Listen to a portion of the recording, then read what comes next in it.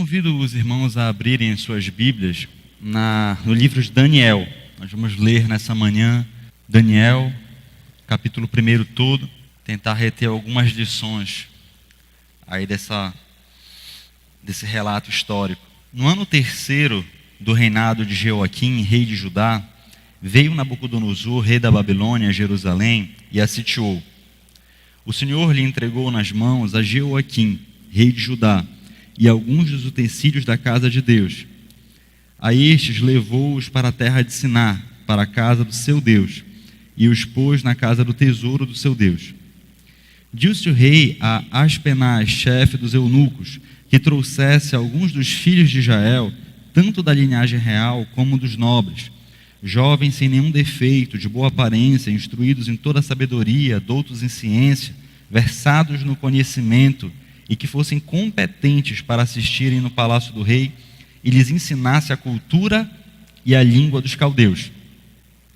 Determinou-lhes o rei a ração diária das finas iguarias da mesa real e do vinho que ele bebia, e que assim fossem mantidos por 3 anos, ao cabo dos quais assistiriam diante do rei.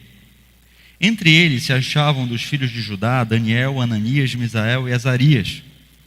O chefe dos eunucos lhes pôs outros nomes, a saber, a Daniel, o de Beltesazar, a Ananias, o de Sadraque, a Misael, o de Mesaque, e a Azarias, o Abednego.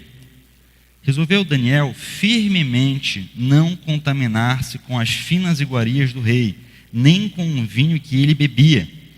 Então pediu ao chefe dos eunucos que lhe permitisse não contaminar-se.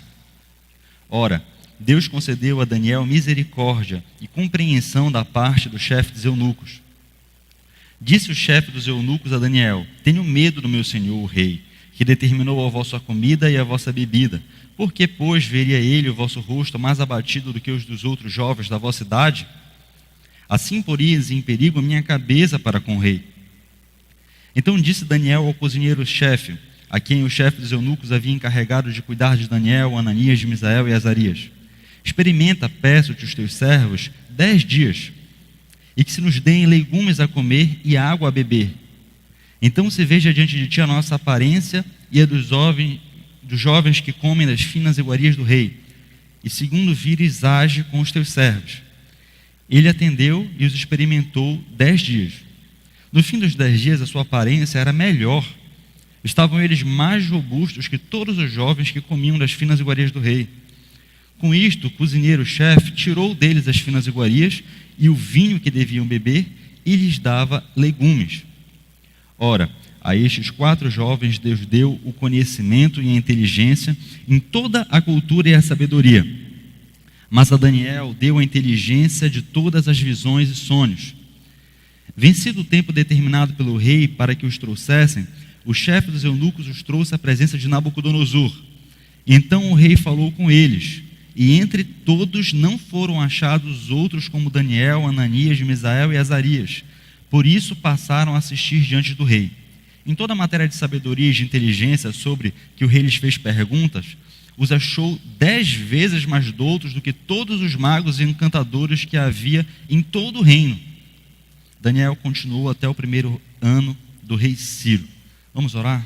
Senhor Deus, nós te agradecemos por estarmos reunidos aqui na tua casa, para te louvar, para falar com o Senhor em comunidade, para ouvir a tua palavra, assim como a explicação, a exposição do texto.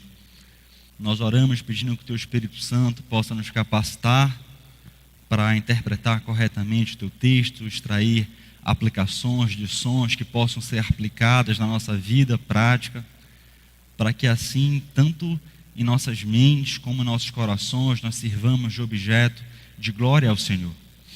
É a razão pela qual nós fomos criados. Nós pedimos que o Senhor nos ajude nesse objetivo. Que o Espírito Santo possa nos dirigir nessa manhã, nós pedimos, Pai.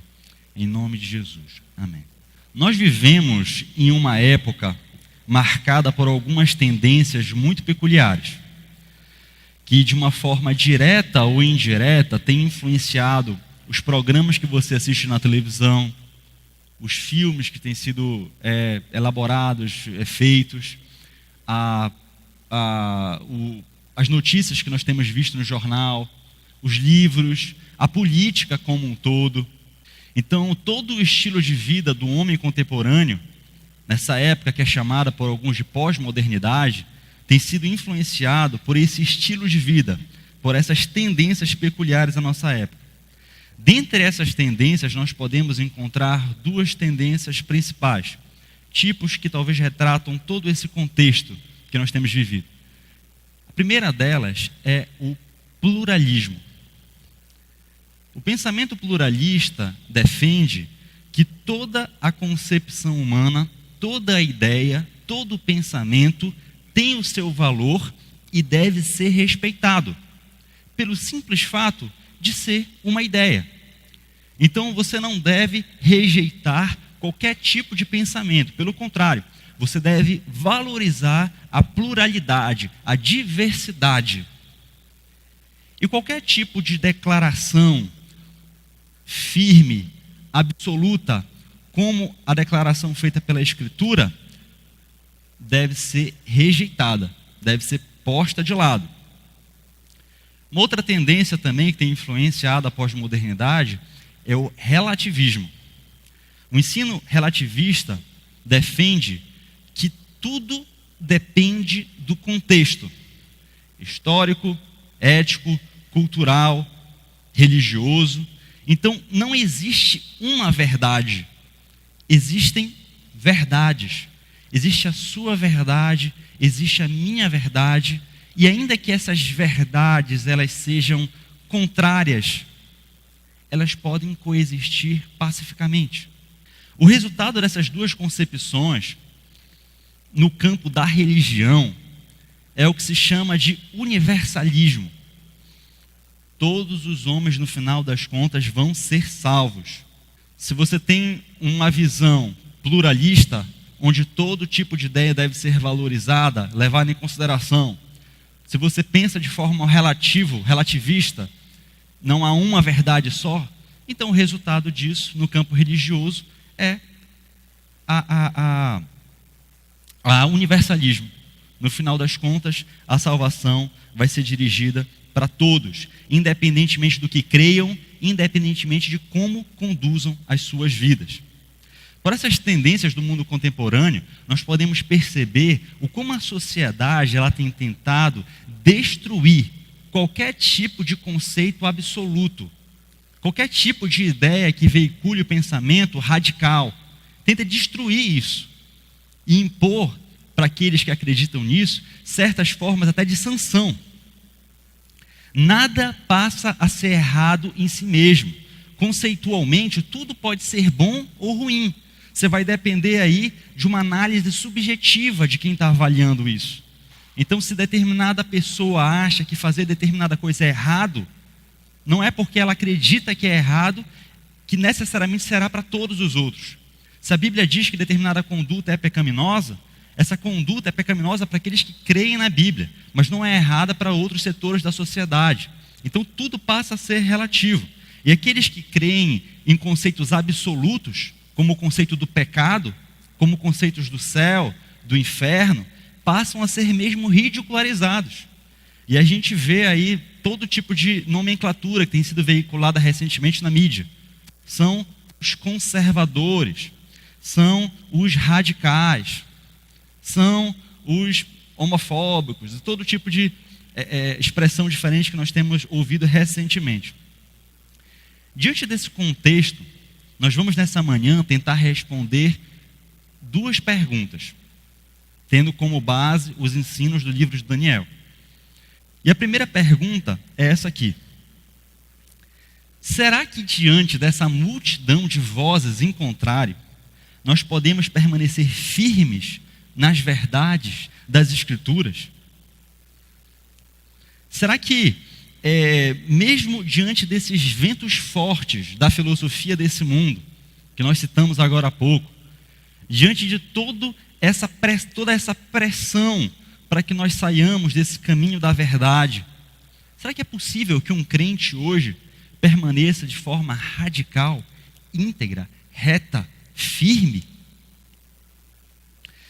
Para responder isso, nós vamos tentar encontrar respostas aqui no livro de Daniel. É importante que nós saibamos em que contexto essas palavras que nós lemos aqui foram escritas. Daniel tinha sido levado cativo de Jerusalém para o reino da Babilônia. Já na primeira invasão de Nabucodonosor a Judá, foi determinado que alguns jovens, tanto da linhagem real quanto da nobreza, fossem tirados das suas famílias, lá de Judá, e levados para Babilônia. Daniel não fazia parte da família de Joaquim. Ele não era da família real, ele era da nobreza, muito provavelmente seus colegas também. Ananias, Misael, Sadraque, Mesaque e Abednego, Ananias, Misael e Azarias. Eles eram provavelmente da nobreza. E eles foram levados, por determinação de Nabucodonosor, para que eles passassem por um treinamento ali na Babilônia. O objetivo não era escravizá-los necessariamente, mas, como o texto fala, treiná-los. A cultura da Babilônia, dos caldeus, seria-lhes ensinada. Eles passariam por um tempo de 3 anos de treinamento, uma espécie de universidade, de instituição de ensino, ali na Babilônia, sendo treinados pelos maiores sábios, onde eles seriam doutrinados sobre a língua dos caldeus, sobre os costumes, sobre as ciências, todo tipo de conhecimento de ponta do mundo de então, lhes seria entregue. Após esse prazo estipulado de 3 anos de treinamento, esses jovens passariam então a serem integrados na estrutura administrativa, organizacional do Império da Babilônia. Alguns que se destacassem mais iriam servir no próprio palácio real, e os outros iriam ser dotados de cargos também importantes no governo babilônico. O objetivo de Nabucodonosor com isso era capacitar o melhor de Judá para contribuir para o avanço, para o progresso, para a expansão do seu próprio império, o Império Babilônico. Não era um objetivo altruístico aí de Nabucodonosor. Ele não estava interessado em fazer algum tipo de bem para esses jovens, não. Ele queria pegar as mentes mais capacitadas de Judá e utilizá-las no seu objetivo. Ele era um estrategista. Nabucodonosor tinha muita capacidade gerencial, administrativa, militar. Lembrem-se que o império de Nabucodonosor destruiu uma coligação formada pelos 2 maiores impérios de então, a Assíria e o Egito, na Batalha de Carquemes. E a partir daí, então, ele continuou esse processo de expansão mundial. Então ele era muito hábil, ele sabia tomar das terras conquistadas o melhor para poder utilizar em seu próprio benefício. Não necessariamente destruía tudo só por destruir. Então ele era muito habilidoso em relação a isso. Então ele queria utilizar esses jovens justamente para esse objetivo, para a expansão do próprio reino babilônico. Para isso ele tinha esse objetivo de formatar na mente desses rapazes, de todos esses que vieram junto com os 4 hebreus também, todo o tipo de cultura hebraica, todo o tipo de cultura da sua terra. Apagar, extirpar, formatar a sua mente de todo esse tipo de conhecimento. Eles ainda eram novos, não se sabe exatamente a idade deles. Alguns dizem até a partir de 12 anos, outros 16. O fato era que eles eram bem novos quando eles foram tomados da sua terra. Para esse objetivo de formatar, de apagar toda essa herança cultural, religiosa do povo hebraico, Nabucodonosor determinou até a mudança dos seus próprios nomes. Como nós vemos no texto, Daniel passou a ser chamado de Beltesazar, Ananias de Sadraque, Misael, Mesaque e Azarias de Abednego. Seus próprios nomes foram alterados. Ele queria tirar a identidade deles. Meus irmãos, sob uma perspectiva humana, Daniel e seus companheiros tinham todos os motivos para abandonar a fé. Olhando só sobre nosso prisma humano, limitado, eu acho que não havia nenhum motivo que faltasse para que Daniel usasse como desculpa para abandonar a fé dos seus pais, abandonar a fé em Yahvé. Vamos citar só algumas situações que militavam contra a fé desses 4 hebreus. Primeira, a pouca idade. Como eu falei, não se tem exatamente um consenso sobre qual foi a idade deles, mas pode ser que eles estivessem a partir de 12 anos, quando eles foram tirados lá de Jerusalém. A gente sabe que a fase do que nós chamamos hoje de adolescência é uma fase de formação, de construção do caráter, da personalidade. É uma fase fundamental, é importante que nessa fase o adolescente seja doutrinado com a palavra de Deus, possa ver na sua família um exemplo sólido, firme. E foi justamente nessa fase em que esses hebreus foram tirados do seu contexto familiar e levados para uma terra completamente estranha, com valores completamente diferentes. Então a primeira circunstância que militava contra a fé de Daniel era a sua pouca idade. Mas também a distância dos seus pais e líderes religiosos. Esse jovem rapaz não tinha perto dele ali na Babilônia os seus pais para poderem conduzi-lo pelo caminho da verdade, repreenderem-no quando ele cometesse um erro. Ele não tinha os seus líderes judeus para ensinar-lhes a Torá, para inculcar no seu coração e na sua mente a lei mosaica. Ele estava distante, muito distante de todo esse contexto de ensino, de aprendizagem, que todo adolescente na sua idade deveria estar imerso, para que pudesse consolidar no seu coração essas verdades bíblicas. Mas ele estava distante dos seus pais e líderes religiosos. Daniel e seus amigos também se encontravam em uma terra estranha, com inimigos poderosos. Poderia ser ameaçador para ele qualquer tipo de posicionamento contrário àquele sistema tão estruturado, aquele império tão poderoso, aquele líder tão perverso como era Nabucodonosor. As dúvidas e a fé enfraquecidas do povo judeu. Ao longo dos anos, o povo judeu tinha passado a desenvolver uma série de entendimentos equivocados a respeito das promessas divinas. O povo de Israel tinha interpretado de forma errada as promessas feitas por Deus aos patriarcas, de modo que eles achavam que o templo jamais seria destruído, porque o templo era símbolo da aliança de Deus com o povo de Israel. Eles interpretavam isso, as promessas divinas, ao ponto de achar que Jerusalém era intocável, porque é a menina dos olhos de Deus. Eram interpretações erradas sobre as promessas feitas por Deus. E agora, ali na Babilônia, o povo passava por uma crise de fé. A sua fé estava enfraquecida, porque eles achavam, será que Yahvé não é Deus sobre os deuses? Será de fato que a fé que os meus pais me ensinaram é de fato verdadeira? Porque afinal de contas, Jerusalém foi devastada, principalmente depois da terceira invasão da Babilônia. O templo foi destruído. Tudo que eu acreditava está desmoronando. E Daniel estava nesse meio, junto dessas pessoas, com a fé enfraquecida. Seria mais uma circunstância também que militaria contra a sua fé.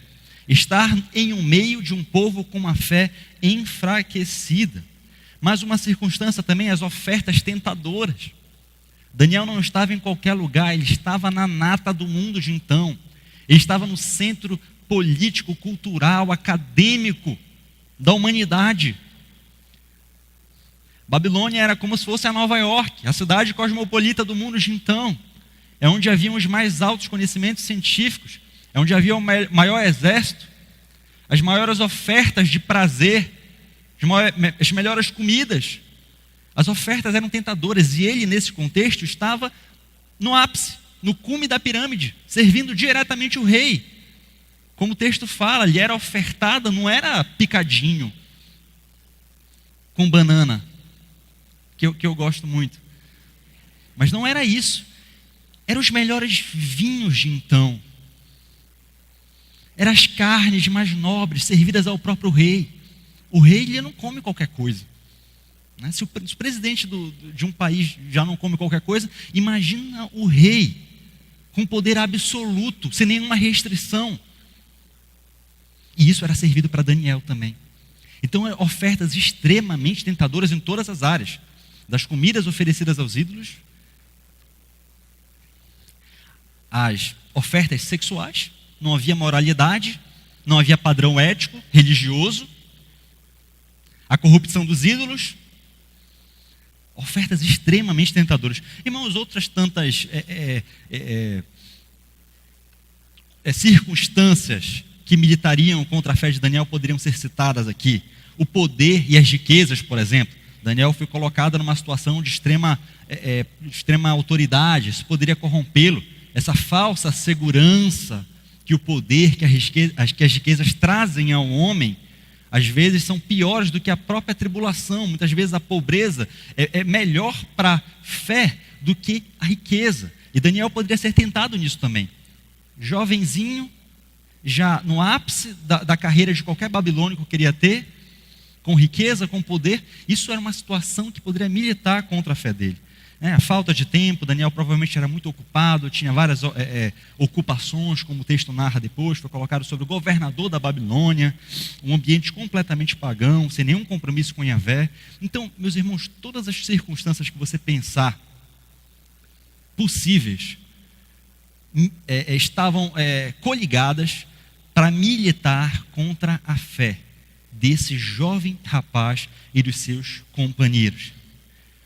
Contudo, meus irmãos, eles permaneceram firmes, demonstrando que é possível servir a Deus mesmo diante das mais adversas condições. Daniel e seus companheiros mostravam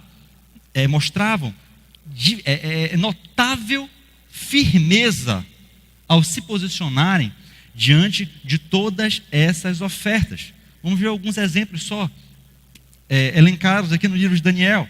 Lá no capítulo 1:8 que nós lemos, nós verificamos como Daniel se posicionou firmemente ao se negar a comer os manjares do rei. Nós não sabemos ainda exatamente qual a razão desse posicionamento de Daniel. Provavelmente, alguns estudiosos defendem que provavelmente Daniel se posicionou dessa forma porque as comidas que lhe estavam sendo oferecidas contrariariam a lei cerimonial mosaica.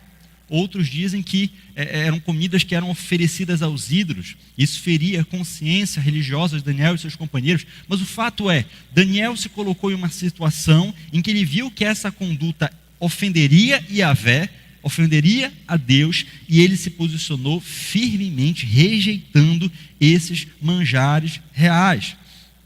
Nós verificamos também, lá no capítulo 3, versos 15 a 18, que os 3 companheiros de Daniel se posicionaram firmemente também, se negando a se ajoelhar à imagem de ouro feita por Nabucodonosor.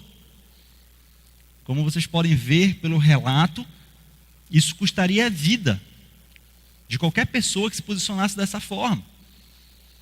Uma morte terrível, na fornalha ardente.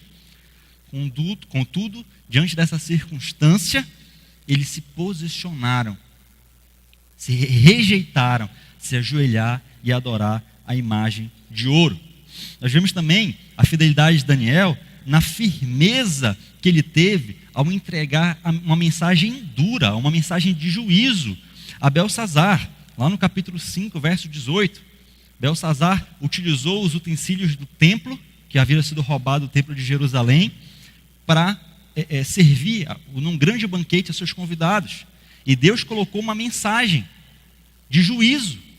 E Daniel foi chamado para ler e entregar ao rei essa mensagem de juízo. Quem aqui já lidou com autoridades, sabe como às vezes é aconselhável não contrariar a autoridade, ainda mais aquelas que são sensíveis, se melindram muito facilmente. Então seria aqui tentador para Daniel, talvez, se abster de oferecer essa mensagem de juízo. Ia perder o cargo de governador, todos os privilégios, talvez, mas não. Daniel se posicionou firmemente, entregando uma mensagem de juízo, de julgamento dada por Deus ao rei Belsazar.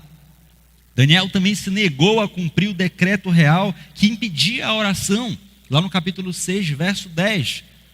Influenciado por algumas pessoas, o imperador determinou que nenhuma oração fosse feita a nenhum outro Deus. E Daniel, nesse mesmo dia, como os irmãos podem ver lá no capítulo 6, verso 10, se prostrou como ele costumava fazer, a redação do texto, na sua casa, virado para Jerusalém, e realizou 3 orações por dia. Então, em todas essas circunstâncias, nós verificamos que mesmo diante de todas as situações desfavoráveis, Daniel e os seus companheiros permaneceram firmes à fé, irrepreensíveis. Meus irmãos, a Bíblia não esconde os erros dos seus principais personagens. A Bíblia não é de pintar um retrato dos seus personagens melhor do que eles realmente são. A gente verifica isso muito claramente. Alguns erros cometidos por Abraão, os erros cometidos por Moisés, por Davi, por Pedro, etc. Mas é um fato interessante que em todo o livro de Daniel, principalmente nos 6 primeiros capítulos, que eles são históricos, os 6 últimos são proféticos, predominantemente proféticos, nós verificamos que nesses 6 primeiros capítulos não é relatado nenhuma falha moral de Daniel. Não é relatado nenhum pecado. Não significa que Daniel não pecava. Nós sabemos que não. Mas é um fato que deve nos levar a entender que a vida de Daniel, de fato, era uma vida marcada pela santidade. Uma vida marcada pelo radicalismo na obediência à lei de Deus. Isso é interessante, mesmo diante de todas as circunstâncias desfavoráveis. Então, respondendo à primeira pergunta, será que é possível permanecer firme nas verdades milenares das Escrituras, mesmo diante de tudo ao contrário? Mesmo diante de todas essas circunstâncias em desfavor disso? E a resposta é sim. Porque isso foi demonstrado por Daniel muito claramente aqui. Isso foi demonstrado por José.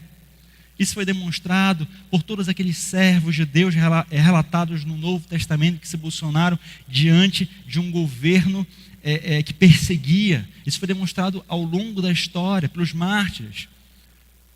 É possível ser fiel e se manter irrepreensível a Deus, mesmo diante de um quadro político, histórico, cultural, completamente desfavorável à fé. Mas agora nós encontramos uma segunda pergunta, em consequência a essa primeira. Se é possível, como nós podemos permanecer fiéis a Deus em um mundo completamente hostil ao Evangelho? E para responder essa segunda pergunta, nós vamos ver o exemplo de Daniel. E nós vamos ver 2 atitudes que Daniel e os seus companheiros tiveram, que explicam o porquê eles puderam permanecer firmes, mesmo em todas essas circunstâncias desfavoráveis. E a primeira atitude que Daniel teve, e que nós devemos ter também, para que nós possamos permanecer firmes, é reconhecer a nossa dependência de Deus. Como permanecer fiéis? A primeira resposta é reconhecendo a nossa dependência de Deus. Daniel e seus companheiros propuseram firmemente em seus corações não se contaminar com o pecado. Sobre todas as circunstâncias, eles mantiveram esse propósito, esse voto, eles nunca se apartaram desse objetivo. Para alcançar isso, que nós queremos alcançar hoje também, eles mantiveram uma vida dedicada à comunhão com Deus, representando diariamente esse senso de dependência, de que eles não podiam por si mesmos alcançar esses objetivos, mas que eles precisavam desesperadamente da ajuda divina. Olha só o que o livro de Daniel fala a respeito disso, lá no capítulo 2, versos 17 a 19. Antes de interpretar o sonho de Nabucodonosor, o que Daniel e seus companheiros fizeram? Eles se prostraram em oração, se quedaram em pedir a Deus auxílio diante dessa circunstância tão difícil. Lá no capítulo 6, verso 10, Daniel é retratado, como nós já falamos aqui, como tendo uma vida vigorosa de oração. 3 vezes por dia ele se recolhia ao seu quarto para buscar a Deus. E Daniel, com certeza, era muito mais ocupado que eu e você. Ele tinha muito mais responsabilidade que eu e você. Porque ele era governador, ele não era só, por exemplo, um presidente, um diretor de uma grande empresa, que já seria muito ocupado. Ele era governador da Babilônia, da capital daquele império. Sobre ele estavam muitas responsabilidades. Mas ele se posicionava e 3 vezes por dia ele orava a Deus, reconhecendo a sua dependência completa de Deus. Ele demonstra isso muito claramente. Apesar de todos os dons dados por Deus a Daniel, ele reconhecia a sua pequenez, a sua dependência de Deus. Olha o que ele fala lá no capítulo 2, verso 27. Respondeu Daniel na presença do rei e disse: o mistério que o rei exige, nem encantadores, nem magos, nem astrólogos o podem revelar ao rei. Mas há um Deus no céu, o qual revela os mistérios, pois fez saber ao rei Nabucodonosor o que há de ser nos últimos dias. Ele não roubava a glória de Deus. Ele não tentava dizer que o dom que ele tinha, as habilidades que ele tinha recebido eram dele mesmo. Veja só lá no verso 30. E a mim me foi revelado esse mistério, não porque haja em mim mais sabedoria do que em todos os viventes, mas para que a interpretação se fizesse saber ao rei, e para que entendesses as cogitações da sua mente. Me foi revelado, não porque haja algum dom, alguma habilidade em mim. Então, Daniel e seus companheiros demonstravam com a sua prática, com a sua vida, esse senso de dependência de Deus, que tinha como resultado uma vida vigorosa de oração. Porque quem ora reconhece que depende. Agora, se você passa um dia inteiro sem buscar a Deus, sem falar com Ele, sem pedir o seu auxílio, o que isso representa? Que você não precisa de Deus. Você pode conduzir os seus negócios, a criação dos seus filhos, o seu namoro, o seu casamento, sozinho. Mas Daniel não agia dessa forma. Mesmo sendo extremamente talentoso, mesmo tendo recebido tantos dons como ele recebeu de Deus, ele demonstrava dependência, submissão. Lá no capítulo 1 nós vimos ainda que Deus fez ele e os seus companheiros mais sábios, mais inteligentes que todos os sábios e encantadores da Babilônia. E a ele ainda deu mais, o dom de visões e de revelação. Provavelmente Daniel era mais capaz do que eu e você, mais inteligente que eu e você. Mas ainda assim, ele reconhecia a sua extrema dependência de Deus. Os maiores servos de Deus da história, meus irmãos, foram homens conscientes da sua dependência de Deus. Portanto, viviam vidas dedicadas aos meios de graça. O próprio Jesus demonstra isso com a sua própria vida. Jesus que é e era o próprio Deus. Os evangelhos, principalmente os 3 primeiros, os sinóticos, retratam por diversas vezes Jesus se recolhendo para orar. Retratam Jesus falando de cabeça diversas passagens do Antigo Testamento, que demonstra que ele não apenas lia as Escrituras, ele meditava nelas, ele decorava as Escrituras. Então o próprio Deus encarnado demonstrava na sua própria vida a importância dos meios de graça. Após a ascensão, no livro de Atos, nós vemos que era uma prática comum da igreja primitiva, a comunhão com Deus. Quantas passagens em Atos nós podemos elencar aqui, que retratam a igreja reunida em oração? E nós podemos ver também que era uma igreja que lia, meditava, decorava, entendia as Escrituras. Como é que nós podemos ver isso? nos discursos. Verifique o discurso lá no início de Atos, feito por Pedro. Diversas passagens das Escrituras eram por ele faladas de cabeça, sem precisar ler, sem precisar consultar as Escrituras. Depois nós verificamos o discurso belíssimo de Estevão, ali diante do seu martírio. Nós verificamos o discurso de Tiago. Nós verificamos as palavras de Paulo. A igreja primitiva, ela amava as Escrituras. E ela se detinha continuamente em estudar, em meditar, em decorar as Escrituras. E perseverava continuamente na oração. Disse que Lutero, os irmãos provavelmente já ouviram isso, que ele dobrava o tempo de oração quando ele sabia que o seu dia seguinte seria muito atarefado. Muitas vezes nós fazemos o contrário. Em dias muito cheios, nós às vezes reduzimos o tempo de oração. Mas esse servo de Deus, ele demonstrava a sua dependência de Deus, dizendo: se eu tenho mais coisas para fazer, eu preciso de mais auxílio de Deus para realizá-las. É de Spurgeon a frase: se nós formos fracos na nossa comunhão com Deus, nós seremos fracos em tudo. Se nós não estivermos ajoelhados diariamente, continuamente diante de Deus, nós não poderemos permanecer em pé diante dos ventos fortes da tentação, diante das tempestades da provação, para que nós possamos permanecer firmes, meus irmãos, em nosso testemunho à fé. A exemplo do que demonstrou Daniel e seus companheiros ali na Babilônia, nós precisamos ter como firmes fundamentos da nossa vida a comunhão com Deus. Por detrás de todos esses servos mencionados de Deus e tantos outros, havia uma vida dedicada à comunhão com Deus. Daniel, em todas essas circunstâncias que nós relatamos aqui, pôde permanecer firme a Deus, porque ele vivia em constante comunhão com Deus.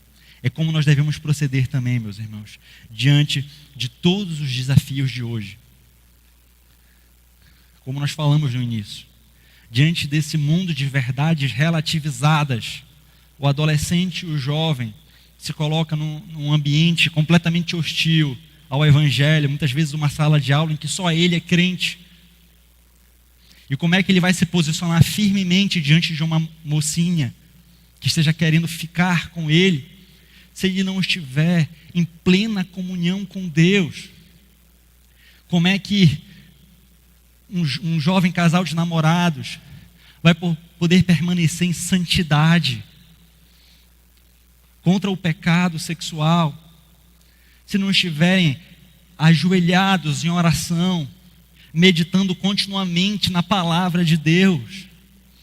Como é que já casados poderão permanecer firmes contra as tentações do adultério e todas as outras tentações que hoje em dia são entregues de uma forma tão fácil no mundo, se não houver dedicação, constante leitura da palavra, joelhos dobrados em oração? Tantos outros exemplos, irmãos, práticos na nossa vida. O trânsito, por exemplo, é uma tentação, acho que para muitos aqui, inclusive para mim. É tão difícil manter a mansidão no trânsito. Um desafio diário que todos nós nos colocamos, onde tanta gente é mal educada no trânsito.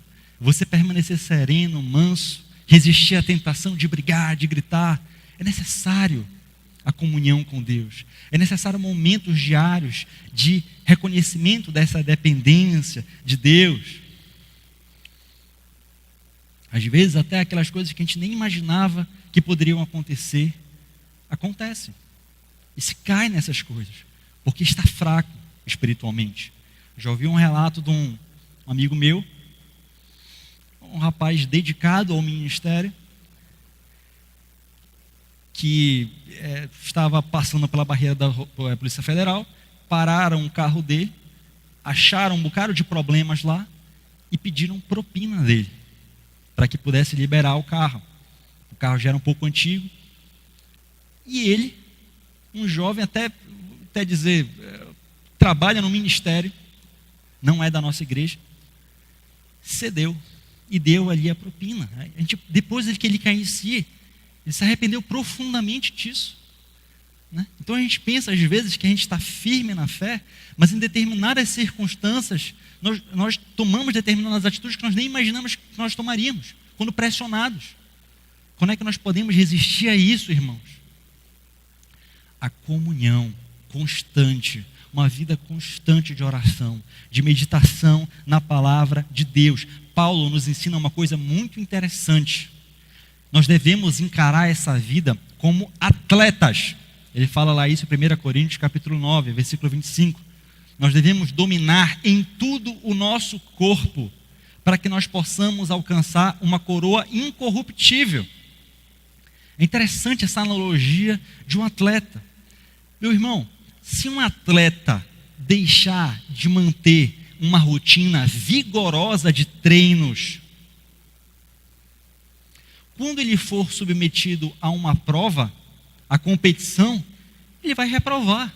Se ele negligenciar, se ele deixar de se alimentar corretamente, acordar cedo para correr, para treinar o seu esporte, quando chegar a prova, a competição, ele vai inevitavelmente reprovar. E Paulo usa essa analogia para nos dizer, da mesma forma que um atleta se esforça dessa forma para alcançar uma coroa incorruptível, nós devemos nos disciplinar, continuamente nos esforçar, com um treinamento constante, firme, para alcançarmos uma coroa muito mais valiosa, uma coroa incorruptível.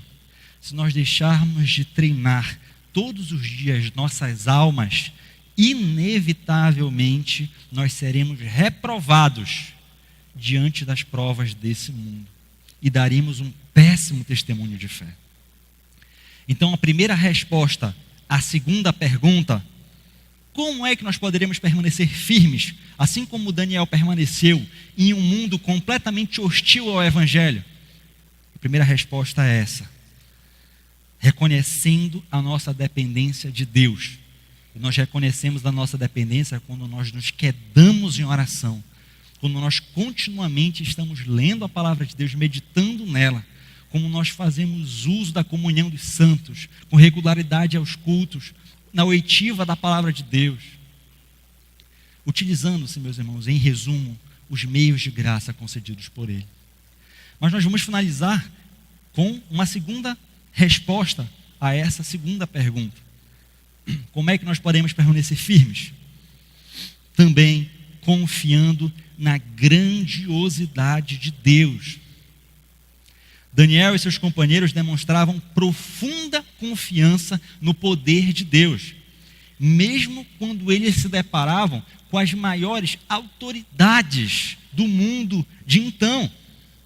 Como nós falamos, a Babilônia era o maior império que existia, e Nabucodonosor era a maior autoridade, era o maior imperador.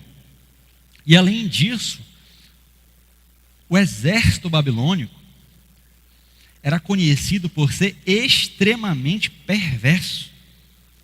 Várias das formas criativas de tortura que são conhecidas hoje foram elaboradas pelo exército dos caldeus, dos babilônicos. Eles desenvolviam formas de infligir dores aos seus adversários, as mais terríveis possíveis. E era diante desse inimigo poderosíssimo que Daniel e seus companheiros estavam ali postos. O homem mais poderoso do mundo de então, o império com o maior exército, os maiores eruditos, e Daniel, o pequeno hebreu, aquele jovenzinho. Meus irmãos, Daniel, mesmo diante de todas essas circunstâncias, pôde permanecer firme, porque ele reconheceu a grandiosidade do Deus que ele servia. Olha só as condutas que nós podemos perceber de Daniel. No capítulo 1 nós lemos: Daniel foi extremamente ousado ao pedir ao chefe dos eunucos e depois ao chefe dos cozinheiros que desobedecesse uma ordem direta do imperador. Quem é que teria essa ousadia, essa coragem? Um jovenzinho se colocar nessa circunstância extremamente perigosa, Porque ele não ia apenas morrer, ele ia morrer de uma forma extremamente dolorosa. Mas o que dava firmeza, o que dava força, coragem, ousadia para esse rapazinho? Ele reconhecia o poder do Deus a quem ele servia. Lá no capítulo 2, verso 16, olha a coragem que Daniel teve ao se colocar diante de Nabucodonosor e dizer que ele não apenas revelaria o sonho, mas ele interpretaria o sonho do rei. Nabucodonosor já havia mandado matar todos os sábios de então, porque haviam falhado nisso. Mas Daniel não confiava em si mesmo, ele confiava em Deus. Então, com ousadia, como nós falamos, se prostrou em oração e se colocou diante do rei, dizendo: pela graça de Deus eu interpretarei e eu te revelarei esse sonho. Lá no capítulo 3, verso 16, Sadraque, Mesaque e Abednego responderam firmemente ao rei, se negando a adorar a imagem de ouro. Esse texto do capítulo 3, versos 16 em diante, para mim, é um dos mais bonitos das Escrituras. Nós vamos ler aqui, a partir do 15. Olha a resposta desses 3 pequenos jovens, em todos os aspectos, ao rei, ao imperador. Agora, pois, o imperador falando: agora, pois, estai dispostos, e quando ouvirdes o som da trombeta, do pífaro, da cítara e da harpa e do saltério, da gaita de foles, prostrai-vos e adorai a imagem que fiz. Porém, se não a adorardes, sereis no mesmo instante lançados na fornalha de fogo ardente. E quem é o Deus que vos poderá livrar das minhas mãos? Responderam Sadraque, Mesaque e Abednego ao rei: ó Nabucodonosor, quanto a isso não necessitamos de te responder. Se o nosso Deus, a quem servirmos, quer livrar-nos, ele nos livrará dessa fornalha de fogo ardente das tuas mãos, ó rei. Se não, fica sabendo, ó rei, que não serviremos a teus deuses, nem adoraremos a imagem de ouro que levantaste. Meus irmãos, é preciso muita confiança em um Deus poderoso para você se posicionar dessa forma, diante de um rei extremamente sanguinário. E era exatamente isso que esses jovens tinham: confiança. Eles reconheciam que o poder não estava neles. Humanamente eles seriam destruídos, mas eles confiavam na grandiosidade do rei, do Deus a quem eles serviram. Esses jovens hebreus, apesar de tão novos, se posicionaram dessa forma porque eles conheciam o Deus a que eles serviam. Eles sabiam que os homens mais poderosos desse mundo, eles servem como peões nas mãos de Deus. E ele move esses peões para onde ele quer. Quando o livro de Daniel chama Nabucodonosor de servo de Deus, colocarei o meu servo, não é porque Nabucodonosor era piedoso. A expressão aí é utilizada para designar o caráter de instrumento de Nabucodonosor nas mãos de Deus. Judá não caiu, não foi destruída pela Babilônia por causa das habilidades militares de Nabucodonosor, mas foi porque o Deus Todo-Poderoso determinou que o juízo pelo pecado caísse sobre essa cidade. E esses jovens sabiam que os homens mais poderosos do mundo são apenas peões nas mãos de Deus. Olha só o que Daniel fala no capítulo 2, verso 20. Também um verso belíssimo da Bíblia. Disse Daniel: seja bendito o nome de Deus, de eternidade a eternidade, porque dele a sabedoria e o poder. É ele quem muda o tempo e as estações, remove reis e estabelece reis. Ele dá sabedoria aos sábios e entendimento aos inteligentes.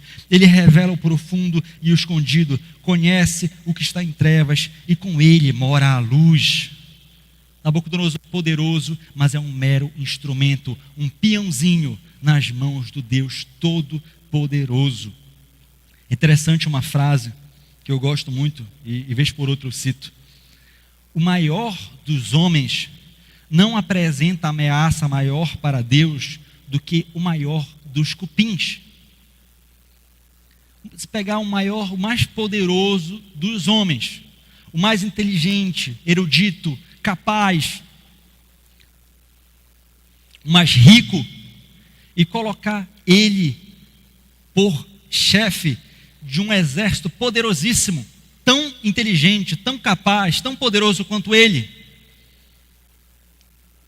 e se posicionar a lutar contra Deus. Para Deus será tão fácil destruí-los como para alguém que pisa em um conjunto de cupins e insetos. Nosso Deus é um Deus onipotente. E o que isso quer dizer? Todo o poder está em Deus. Os homens podem ser poderosos, ter uma quantidade de poder, mas Deus é onipotente.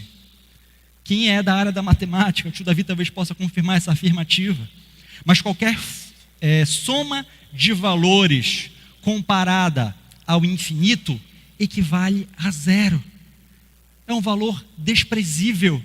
Se você compara um número gigantesco ao infinito, esse número, ele praticamente equivale a zero. É o que acontece com toda a soma de valores, com todo o poder, com todo o encanto, com toda a grandeza desse mundo quando comparado a Deus.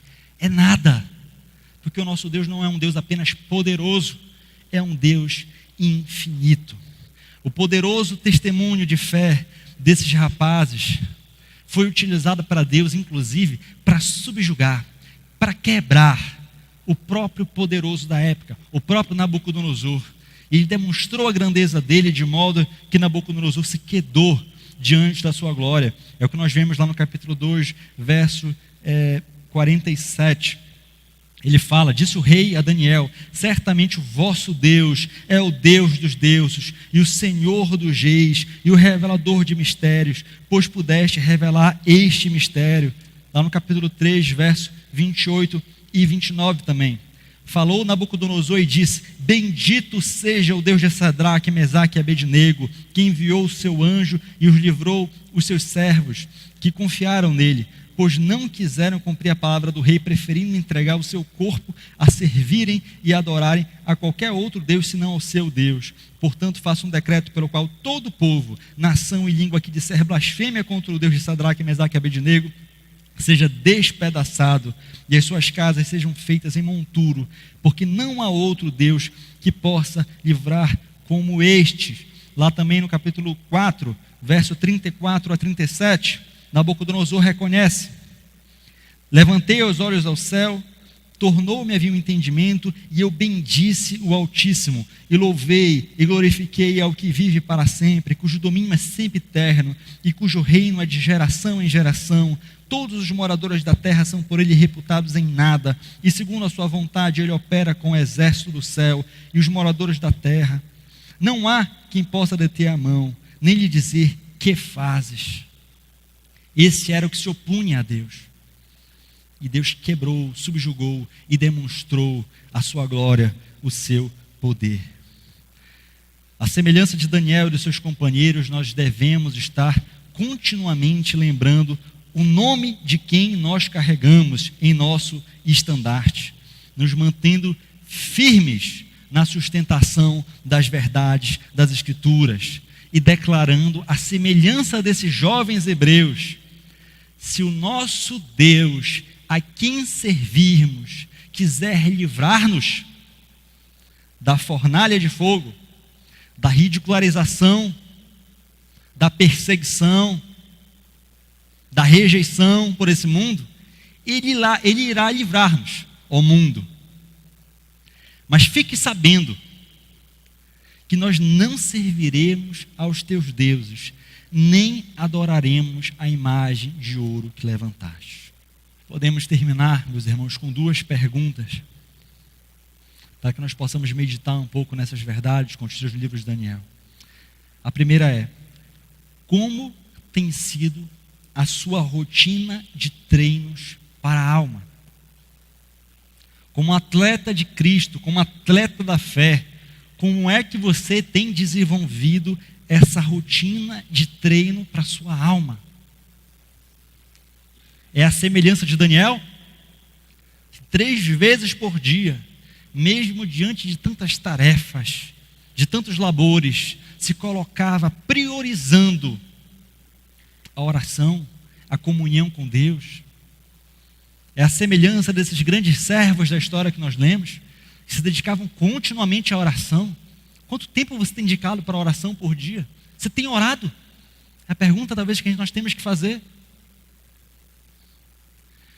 Mais importante, meus irmãos, do que alimentarmos o nosso próprio corpo, que nós alimentamos todo dia, é nós alimentarmos a nossa alma. Porque senão, inevitavelmente, nós iremos cair, nós iremos ser reprovados, iremos dar um péssimo testemunho da fé, a não ser que nós estejamos continuamente como Daniel estava, com os joelhos dobrados, com a Bíblia no centro, na comunhão dos santos. E a segunda pergunta: em que ou quem você tem confiado na batalha da fé, da defesa da fé? No seu conhecimento, nas suas habilidades, ou na grandiosidade do Deus a quem você serve, se posicionando firmemente, mesmo quando humanamente é muito pouco provável que você saia ileso. Que nós possamos aprender essas lições com base na palavra revelada por Deus aqui no livro de Daniel. Possamos entender e aplicar às nossas vidas essas lições. Vamos orar? Senhor Deus, nós te agradecemos por essa oportunidade de podermos ler, explicar e aplicar o conteúdo da tua palavra. Somos gratos ao Senhor porque é tão acessível para nós hoje o teu livro.